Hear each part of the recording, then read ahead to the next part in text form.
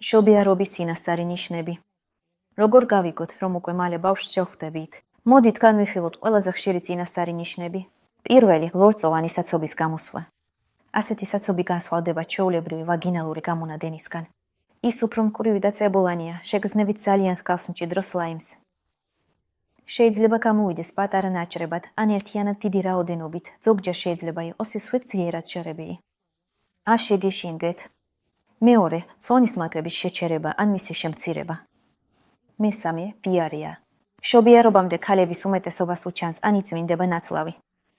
მეოთხე, ველრ ქალს ეწევა მუცელი ქვემოთ. ამის გამო სუნთქვა უფრო მარტივი ხდება, თითქოს ფილტვებში მეტი ადგილი ჩნდება. მეხუთე, ძილისკენ მიდრეკილება. მშობიარობამდე ხშირად გეძინებათ. გრძნობთ, რომ ძალა აღარ გაქვთ. თუ ასე მოხდა, თავი არ დაიძაბოთ და იმდენი იწინეთ, რამდენიც გჭირდებათ. მეექვსე, სავარჯიშო მუცლის ტკივილები. ეს არის ჩვენი მშობიარობის დემო ვერსია, ძალიან გამარტივებული და მსუბუქი, რომ დაახლოებით გავიგოთ, რას ვიგრძნობთ რეალურ მშობიარობაში. სავარჯიშო მუცლის ტკივილები თავისით გადის, როცა ქალი სითბოში და სიმშვიდეშია. მეშვიდე, ქალის სიარულის შეცვლა. მშობიარობამდე ვიწყებთ სიარულს, როგორც იხვები, ფართოდ გადგმული ფეხებით.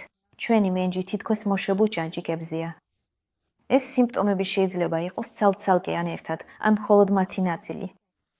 მნიშვნელოვანია გახსოვდეთ, რომ თუ წინამორბედი ნიშნები გაჩნდა, ეს არ ნიშნავს, რომ უახლოეს დღეებში იმშობიარებთ.